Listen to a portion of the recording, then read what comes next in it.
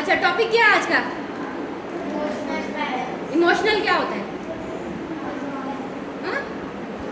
जज्बात। किस किस्म के जज्बात होते हैं? खुशी हो गई, गमी। आप बताएं कोई जज्बा। प्यार मोहब्बत, दर्द। बोलो बच्चे। तो ऊंची बात में बोलो। खुशी हो गई, ठीक है। गम, खुशी, गम, प्यार मोहब्बत, दुख। इसके अलावा भी कुछ जज्बात होते हैं? हाँ, सॉरी, दिल में क्या जज्बात होते हैं? जैसे ये किताब है मेरे पास, तो इसके अंदर कोई पॉइंट होंगे, कोई चैप्टर्स होंगे, उन चैप्टर्स का नाम होगा ना। तो दिल के अंदर जो जज्बात हैं, क्या नाम है आपके? क्या क्या जज्बा हो सकता है? हिम्मत, ठीक है, वेरी गुड। ये भी एक जज्बा है। बहादुरी, हिम्मत। और चले, ठीक है, हम इमोशंस की बात कर रहे हैं, ठीक है, इमोशंस। अच्छा, रिजल्ट आया अभी रिसेंटली, आप लोग भी अभी नए सेशन में है ना। तो जब रिजल्ट आ रहा था तो कैसे जज्बात थे? आप बताएं। ब्लू का जी जी, आप बताएं। जब जिस दिन रिजल्ट आ रहा था, रिजल्ट अनाउंस होने से पहले क्या फीलिंग थी आपकी? ऊंचा बोलिए।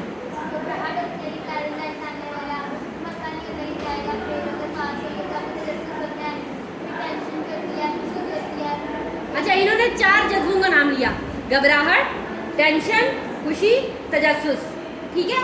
अच्छा, ये जो बच्ची है पिंक स्कार्फ में, आप मुझे बताओ बच्चे, रिजल्ट आ गया, पास हुई थी फेल? पास हुई थी, सोच के कहा आपने वैसे। अच्छा, तो कैसा लगा जब आप पास हो गई? बहुत खुशी हुई। अच्छा, आप बताएं, आशा, जब आप न्यू क्लास में थी, न्यू क्लास में आप आई हैं और आपको कोई नया टीचर आया है और क्लास में एक डिस्कशन हो रही है, तो उन्होंने आपसे कोई क्वेश्चन किया है, सब क्लास में किया है, तो उस वक्त क्लास का क्या माहौल था? फौरन सबने जवाब दिया था या एक आध ने हाथ खड़ा किया या एक आध ने जवाब दिया?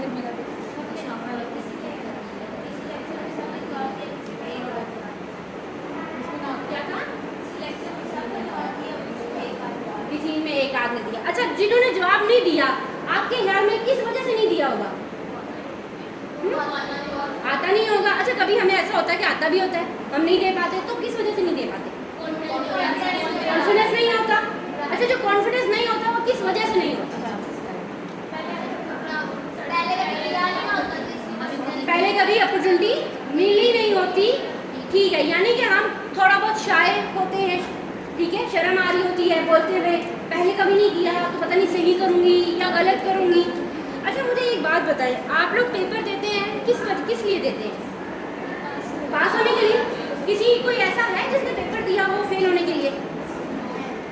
भी मतलब फेल भी तो होते हैं ना लोग, तो ऐसा हो सकता है ना किसी बंदी ने पेपर दिया हो कि मैं फेल हो जाऊँ, सोच के कि हाँ मैंने तो फेल होना है, भी मैंने पास नहीं होना, ऐसा है कभी? अच्छा, आप में से क्यों गेम्स में हिस्सा लेते हैं? कौन कौन लेता है? क्या गेम खेला आपने? Lemon spoon. अच्छा, तो किस उससे लिया था कि जस्ट एक्टिविटी हो जाए, मैं फिजिकली इन्वॉल्व हो जाऊँ, मुझे मज़ा आ जाए, या जीतने के लिए?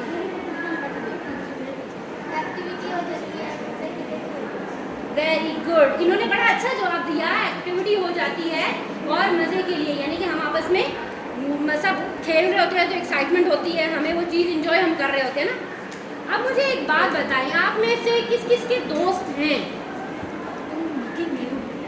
सबके सहेलियां हैं, दोस्त हैं? फैमिली क्या, आपकी फैमिली के अंदर, आपके घर के अंदर कितनी दोस्ती है और किसके साथ सबसे अच्छी दोस्ती है? फैमिली में, अपने घर में, बिल्कुल अपने बिल्कुल क्लोज वाले घर में, अम्मी अब्बा बहन भाई, कजन से पहले बहन भाई आते हैं, उनके साथ दोस्ती है? तो बहन और दोस्त में क्या फर्क है?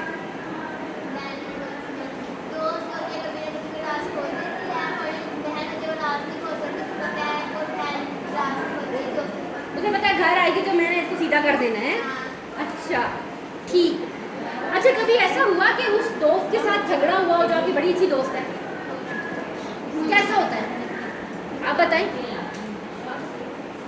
क्या करते हैं? किसी के बाल नोचती हैं, मुक्के मारती हैं, नीचे घसीट होते हैं, क्या करते हैं?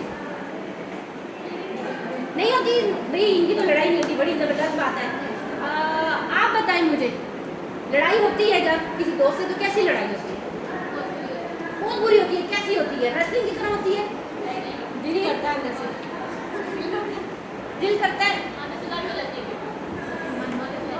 लेकिन वो जो नाराजगी वाला जो टेन्योर होता है, उस दौरान आपके क्या इमोशन होते हैं? आपको क्या फील हो रहा है कि ये मेरी बड़ी अच्छी दोस्त है, लेकिन मैं इससे नाराज हो गई हूँ, तो मैं इसको देख के मेरे अंदर क्या फीलिंग आ रही है? फर्ज करें मैं आपकी दोस्त हूँ और हमारी लड़ाई होती है, आपको मुझे देख के इसको क्या फीलिंग आ रही है?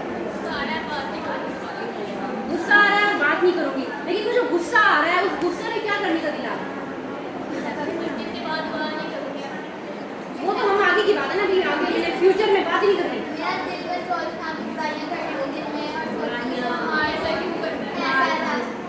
अच्छा, यानी कि मुझे इस वक्त मारने का भी दिल कर रहा है किसी को, हाँ? अच्छा, कभी ऐसा हुआ कि आपके दोस्त के साथ लड़ाई हुई हो और आपको उसके ऊपर और ज़्यादा प्यार आ रहा हो? कभी ऐसा हुआ? मतलब अजीब सी बात लगती है कि लड़ाई हुई हो लेकिन फिर भी बड़ा प्यार आ रहा हो, ऐसा हुआ कभी? लेकिन मुझे एक बात बताएं, जब आपको अम्मा से डांट पड़ती है, आप कोई ऐसी गलत हरकत करे, अम्मा से डांट पड़े, तो अम्मा जितना डांटती है उससे बढ़ के प्यार भी करती है, वो भी तो लड़ाई होती है ना। लेकिन फिर अम्मा क्यों डांट करती हैं, बताएं?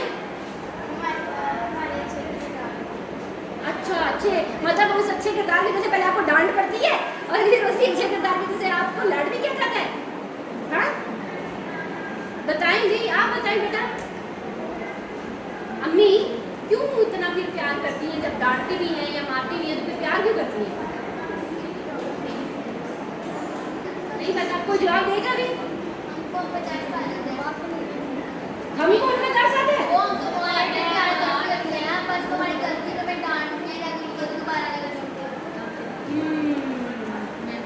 तरस आ जाता है, एक रीजन ये है, ठीक है। और कोई आप बताएं?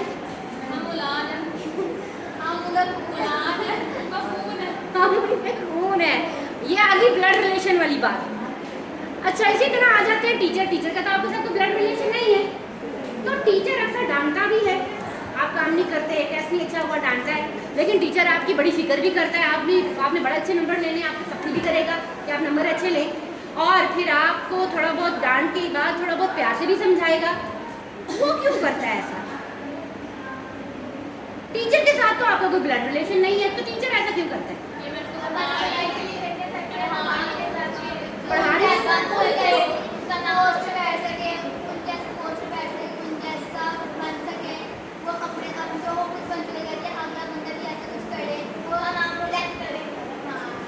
ये मतलब टीचर की समझता है, ये सोचता है। तो आप क्या सोचते हैं?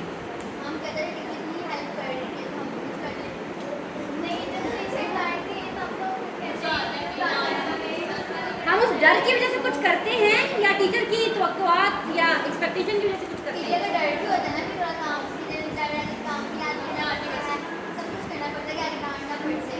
अच्छा, एक आखिरी सवाल है, फिर हम एक और तरफ चलेंगे।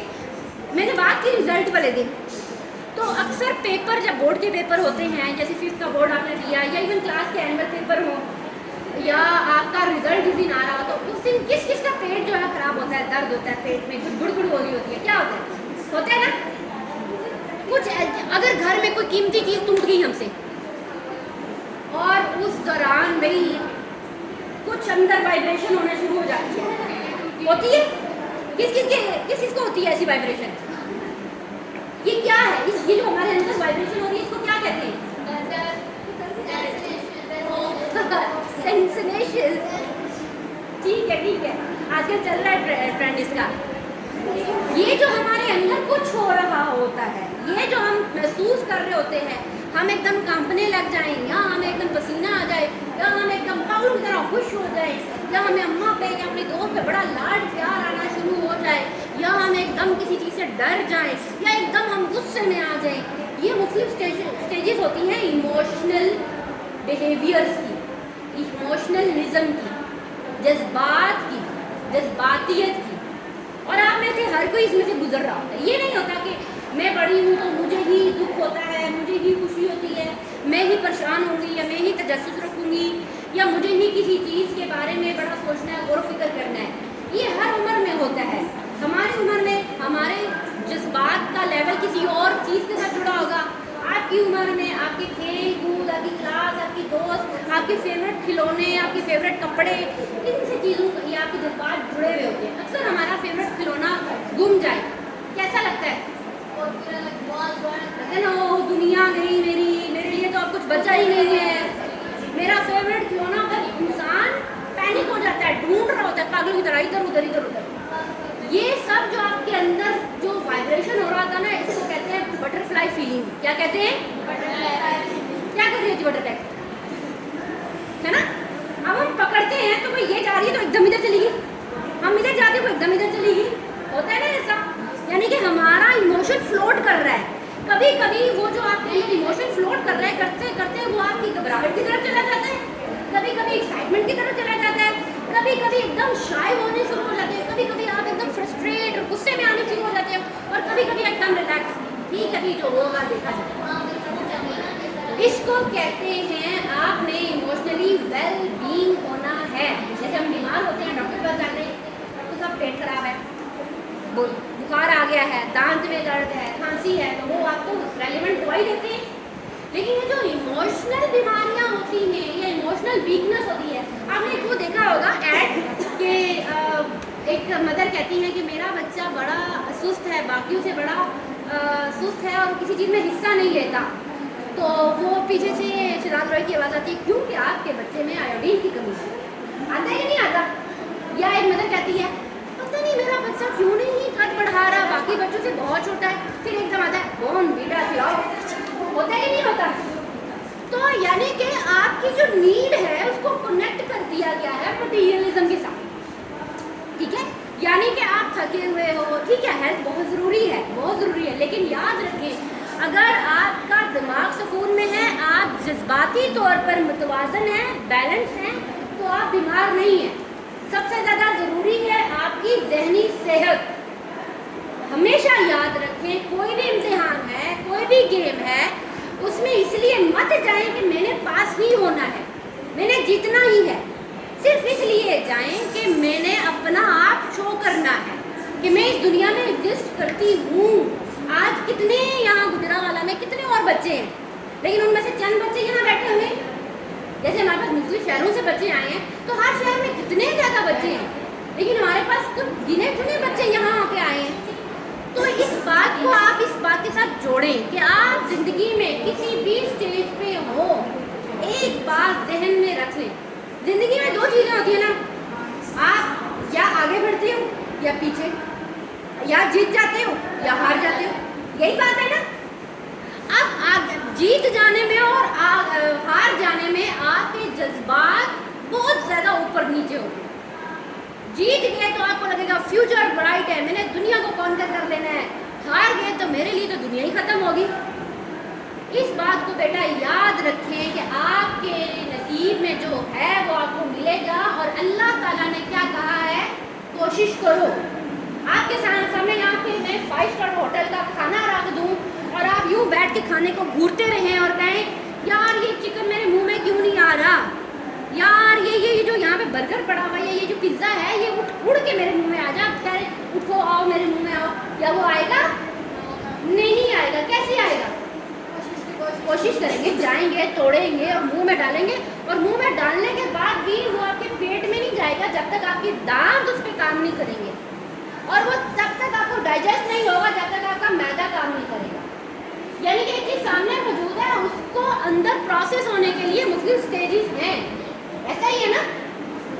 तो ऑलवेज रिमेंबर, आपके हाथ में क्या है, कोशिश करना। अक्सर होता है ना, बहुत लग्जरियस खाना खाते हैं, बड़ी अच्छी ड्रिंक ले ली, जूस ले लिया, पिज़्ज़ा खा लिया और बड़ा मज़ा भी आया, लेकिन जैसे ही वो आपके पेट में गया, विदिन सेकंड्स आपको उल्टी हो गई, बाहर चला गया, तो हो यार इतना अच्छा खाना था, सारा ज़ाया हो गया। होता है ना, मैं इतने मज़े से खाया था, भी आपने खाया था, लेकिन वो आप डाइजेस्ट नहीं कर सके क्योंकि वो आपके नसीब में नहीं था और वो निकल गया। इस बात को अपने जहन में इस तरह बिठाएं कि आज आप जिस स्टेज पे हैं, आपने बहुत आगे जाना है।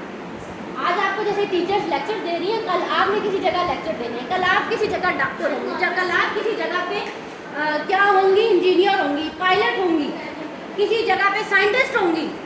तो अगर आप पैनिक हो जाएंगी, अगर आप अपनी इमोशनल फ्लक्चुएशन को बैलेंस नहीं कर पाएंगी, तो आप कभी भी ज़िंदगी में कामयाब नहीं हो सकेंगे। ये ज़हन में रख लें कि बेटा पास हुए या फेल हुए, मेरा नाम अगर उज़मा है तो मैंने उज़मा ही रहना है। मैं आज़म नहीं हो जाऊंगा या मैं कोई और XYZ नहीं हो जाऊंगी, मैं जो हूँ मैं वही रहूँगी। ये एक स्टेज है, जैसे आप क्लास 1 में थे तो 2 में भी आए, 3 में भी आए, 4 में भी आए। ऐसा तो नहीं हुआ ना कि आप सारी ज़िंदगी के लिए वहाँ रुक गए। ऐसा तो नहीं है ना कि आप में से कोई आज तक प्ले ग्रुप में बैठा हुआ है, नहीं है ना।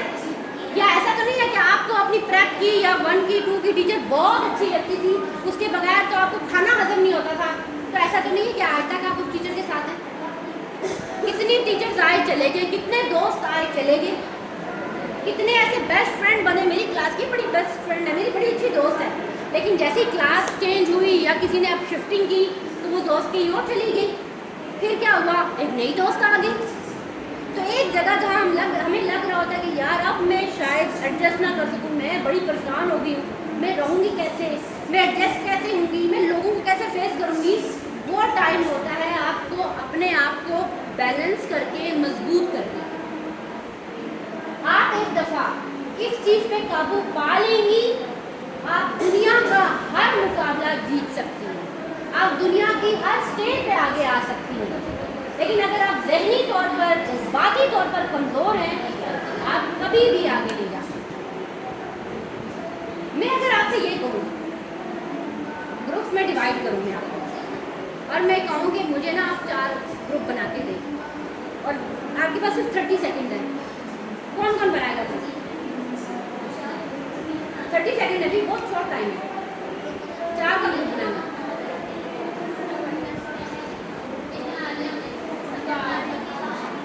बस सिर्फ एक ग्रुप बनाया अभी तक 30 सेकेंड में।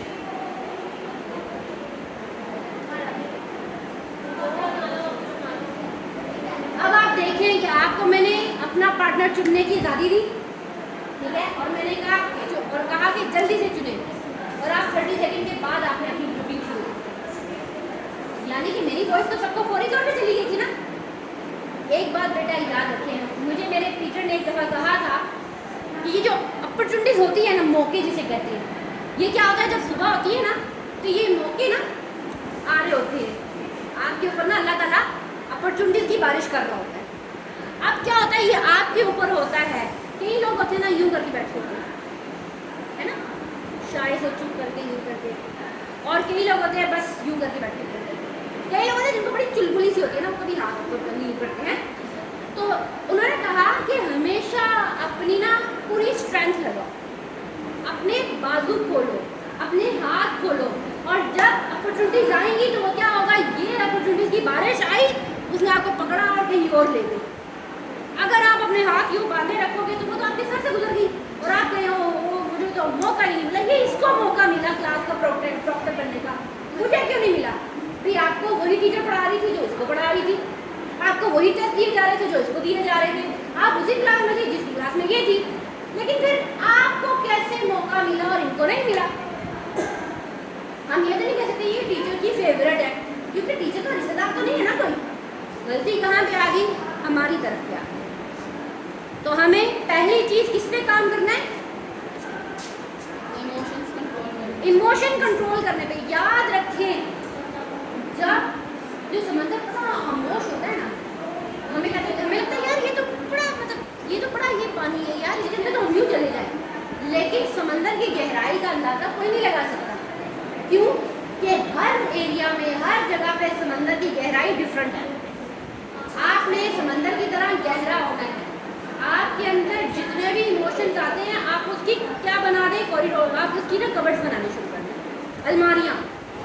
ये इमोशन यहाँ, ये इमोशन यहाँ है।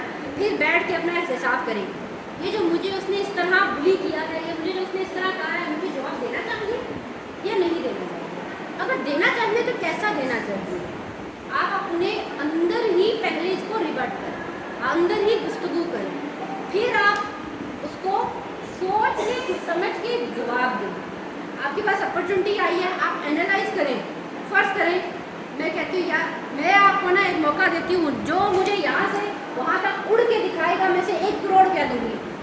आप लोग उड़ सकते हैं?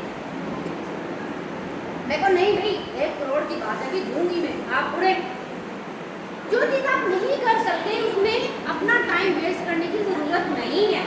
बेशक कोई जितनी मर्जी टेम्पटेशन दे, कशिश दे, आपने अपने आप को ज़ाया नहीं करना। वहाँ पे आपने अपने, अल्लाह ताला ने आपके लिए बेहतरीन जगह, बेहतरीन मुकाम रखा हुआ है।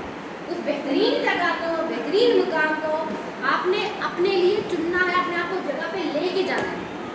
आपने ये नहीं कहना उसने ऐसे कपड़े पहने मैं भी ऐसे पहन लूँ, उसने, क्योंकि आपकी एक अलग सूरत है। हमारा ये जो थंबप्रिंट है ना, दुनिया में करोड़ों इंसान है, लेकिन ये थंबप्रिंट, ये हमारा जो आंखों का ये जो कॉर्निया है, हमारा ये लेंस है, ये हमारी आइडेंटिटी किसी के साथ नहीं मिलती।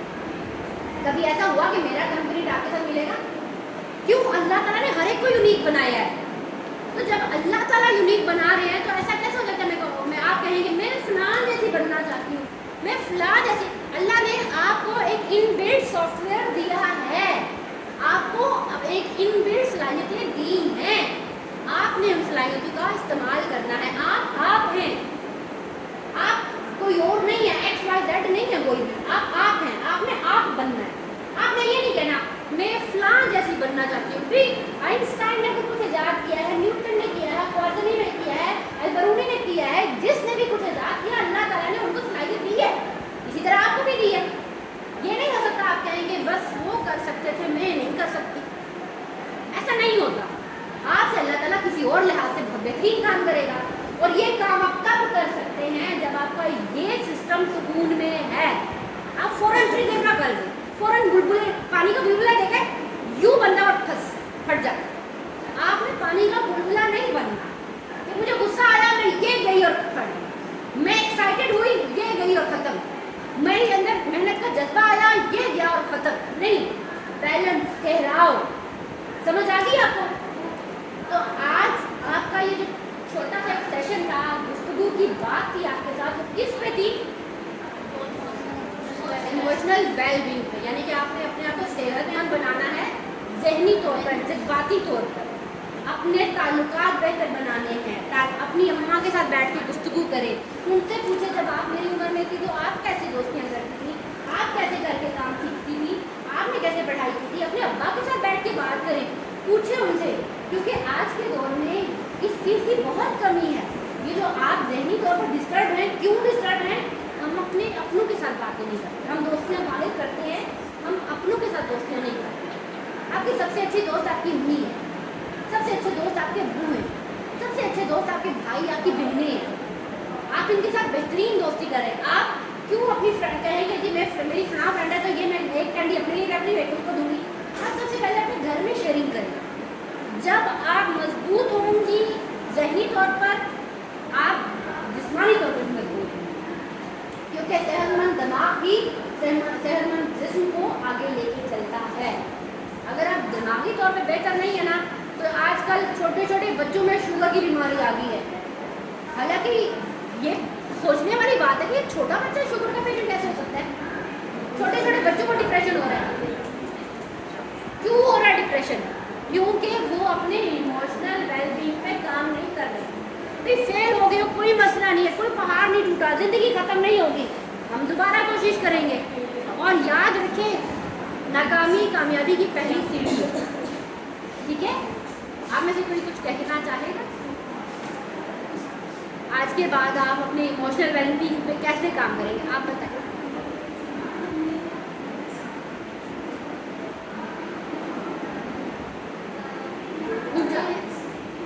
इमोशंस को कंट्रोल करने से आपने काम करके कवर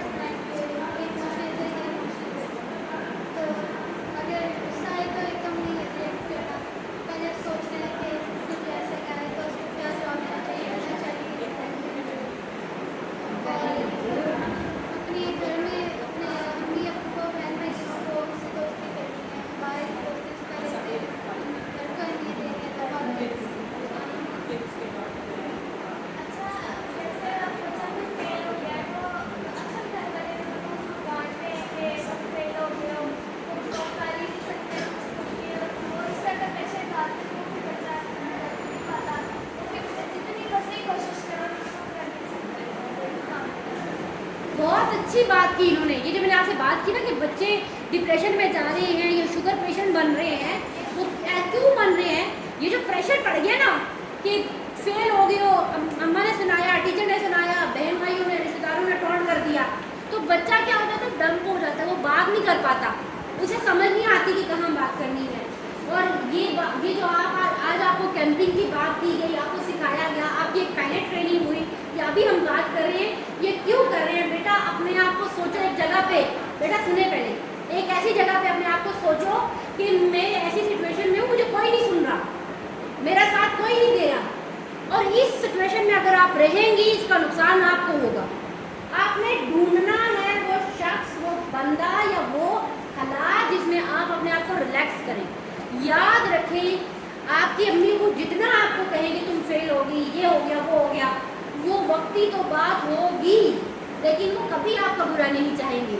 उनके साथ बात करें, उन्हें बताएं कि मैं क्या महसूस कर रही हूँ, मैंने कोशिश की थी, मैं नाकाम हो गई हूँ, लेकिन मैं दोबारा कोशिश करने के लिए तैयार हूँ। उन्हें ये बात रियलाइज़ कराएं, क्योंकि जो हो गया वो हो गया, वो अंडू नहीं हो सकता, लेकिन आगे तो बेहतर हो सकता है ना। जैसे आपने बेटा बात की, हमारे मेजॉरिटी बच्चों को यही प्रॉब्लम है, उनको कोई सुनने के लिए तैयार नहीं है, लेकिन आपने अपनी आवाज़ पहुँचानी है। ये हमने जो स्टूडेंट फोरम बनाया ना, ये इसीलिए बनाया कि आप जो महसूस करते हैं आप ये बात में पहुँचाएँ हम तक। मैंने अभी आपसे पूछा ना कि आप बताएं, आप बच्ची ने बड़ी माशाल्लाह अच्छी बात की, और ये बहुत कॉमन है हमारे दरमियान। इसी तरह का कोई और अपना एक्सपीरियंस शेयर करना चाहे प्लीज़ करें।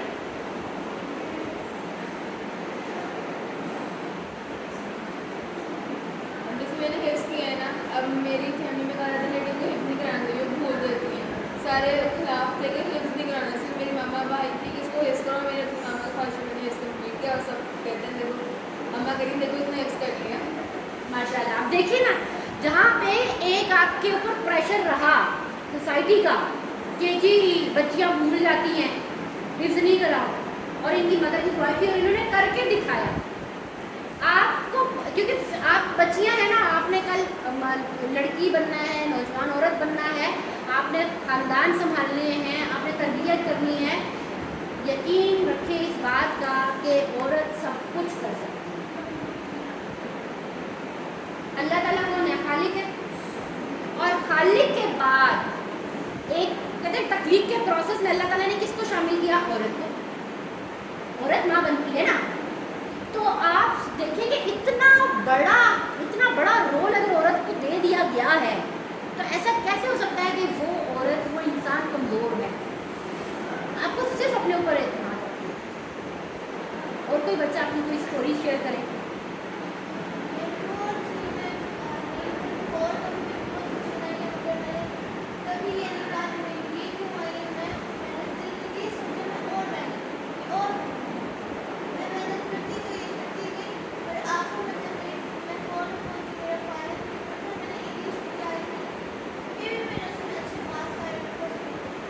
माशाल्लाह, देखिए ये इनके अंदर की गेम थी ना। आपने किसी को कहा, ये बात शेयर की, अब क्या इन्होंने अपना एनालिसिस खुद किया कि यार मैंने तो पोजीशन लेनी है, मैंने आगे आना है, मैंने और मेहनत करनी है, और मेहनत करनी है। अब जब आप अपने लिए टारगेट रख लीजिए यार मैंने आगे बढ़ना है, जमूत का शिकार नहीं होना, रुकना नहीं है, आगे बढ़ना है। जब आप आगे बढ़ने के लिए निकलते हैं ना, तो ऐसा नहीं हो सकता कि आप जहाँ थे वहाँ ही रहें। अगर आप यहाँ खड़े हैं और इसमें आपने आधा इंच भी हरकत की है ना, इसका मतलब आपने प्रोग्रेस की है। अगर आप 10 नंबर लेके पास होते थे और आप 10.5 किए ना, तो आप अपने आप को शाबाश दें कि हाँ भाई तुमने आकर अपने आप को इम्प्रूव किया है। ये बात नहीं है कि मैं 20 ले लूँ, 50 ले लूँ, 100 ले लूँ, ठीक है? तो आपने अपने ऊपर इस तरह काम करना है, अपने आप को मजबूत करना है और अपने आप को मैच्योर करना है। याद रखें कभी भी अपने आप को अकेला ना सोचें, ठीक है? कोई भी नहीं है बात करने के लिए, अल्लाह ताला से रब्ता करें, अल्लाह ताला से दोस्ती करें, अल्लाह ताला को बताएं कि मैं इस सिचुएशन में हूँ, मुझे कोई समझ नहीं रहा, आप मेरी मदद करो। अल्लाह ताला ज़रूर रास्ते दिखाएंगे। तो अल्लाह ताला आपको ज़िंदगी के हर शोबे में, हर फील्ड में कामयाबी दे।